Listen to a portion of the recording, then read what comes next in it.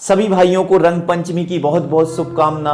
और इन्हीं शुभकामनाओं के साथ अतिथि शिक्षकों की खबर लेकर मैं आ गया हूं राजेश शर्मा।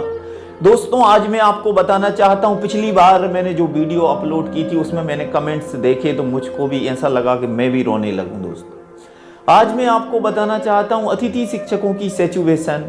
कोई सब्जी बेच रहा है, अभी आपने जब थंबनेल पर जो पोस्ट देखी है, थंबनेल पर जो कमेंट्स मैंने लगाई है उसमें लिखा है, सर मैं 5 महीने से पढ़ा रहा हूँ, एक भी पेमेंट मैंने नहीं ली, अतिथि शिक्षक का काम कर रहा हूँ, तो ऐसा काम करने से फायदा क्या? जिसमें हमको कुछ ना मिले तो ऐसा काम करने से फायदा क्या, आप बताइए। दोस्तों, शिक्षक भर्ती की बात कर रही है सरकार। अतिथि शिक्षकों को मिलने वाली जो सम्मान निधि है, इसको अब मानदेय भी नहीं, सम्मान निधि बना दिया गया है, जो कि हम खुशी से देंगे तो देंगे, नहीं तो आपको नहीं देंगे। दोस्तों, इस सरकार ने अतिथि शिक्षकों को एक नौकर से भी बुरी दशा कर दी है, आपको बताना चाहते हैं। और अतिथि शिक्षकों का मन अब अवचेतन मन हो गया है।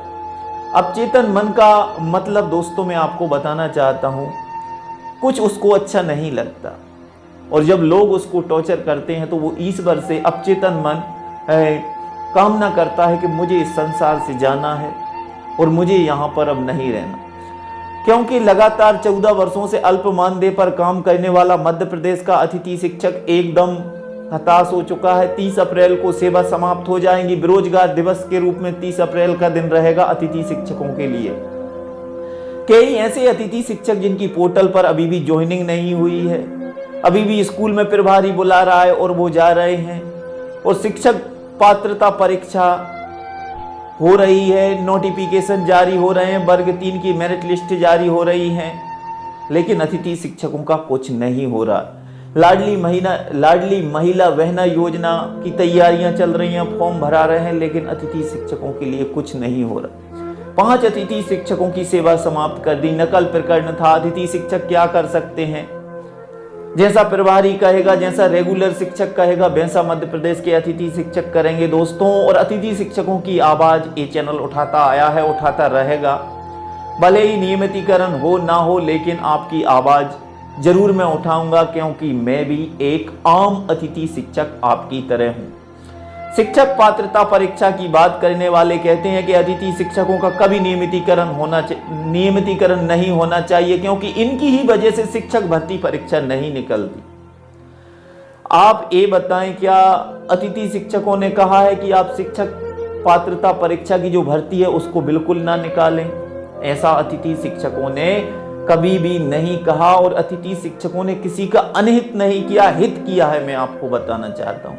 इसलिए परेशान होकर अवचेतन मन, अब अतिथि शिक्षक परेशान हो चुका है, बैठ गया है कि जो ईश्वर करेगा सो होगा। अब हमारी सरकार नहीं सुन रही, और सरकार का कहना है झुकेगा नहीं, अतिथि शिक्षकों के सामने झुकेगा नहीं, चाहे भले ही वोट ना दें अतिथि शिक्षक। और अतिथि शिक्षकों ने भी प्रतिज्ञा कर ली है कि भले ही अगर हमारा नियमितीकरण नहीं हुआ तो हम बीजेपी को वोट नहीं देंगे। कमेंट्स आया था, सर भले ही लाडली बहना योजना का फॉर्म भरवा ले सरकार, लेकिन मैं नहीं दूंगा, क्योंकि 10 साल मुझे हो गए, टीईटी परीक्षा में पास हूं, टीचर एलिजिबिलिटी टेस्ट मैंने पास कर लिए, लेकिन फिर भी मध्य प्रदेश का एक नागरिक होने के नाते कामना करता हूं कि सरकार को सद्बुद्धि प्राप्त हो।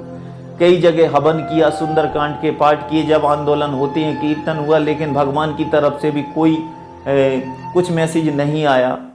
और अब अतिथि शिक्षक 30 अप्रैल को हट जाएंगे, लेकिन आप सभी अतिथि शिक्षक कमेंट्स कीजिएगा कि अप्रैल के बाद मई जून जुलाई, यानी मई जून का भी मानदेय हमको दिया जाए, जिससे कि हम बेरोजगार ना हो। और ऐसा ही अगर होता रहा तो अतिथि शिक्षकों का कभी कुछ नहीं होगा। और मध्य प्रदेश के तमाम अतिथि शिक्षकों का कहना है कि अब या तो सरकार हमको स्थायी रखे या अतिथि शिक्षकों की भर्ती करना बंद कर दे। और वैसे भी जो नई शिक्षा नीति है उसमें अस्थायी शिक्षक रखने की व्यवस्था नहीं है, आपको बताना चाहते हैं।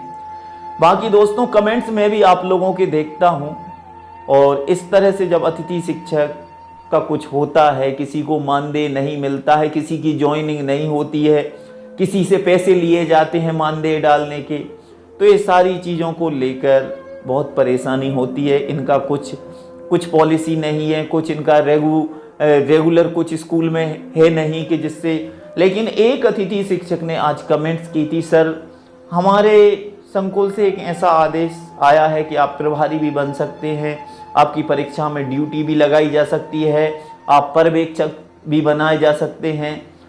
लेकिन बनाने से क्या होगा, ऊपर से भी कुछ होना चाहिए। स्कूल में तो आपको कोई प्रिंसिपल भी बना दे, लेकिन उस बनाने से होगा क्या, आपसे पूछना चाहते हैं। क्या उससे नियमितीकरण होगा? दोस्तों, ये सारी चीज़ें अतिथि शिक्षकों के एक दूसरे से परेशान हैं। और बाकी आप बताइए, आप सभी कैसे हैं? और रंग पंचमी की बहुत बहुत शुभकामनाएं। मिलते हैं को नेक्स्ट वीडियो में। सभी मित्रों को जय हिंद, जय भारत, वंदे मातरम। आप सभी को जय श्री राम।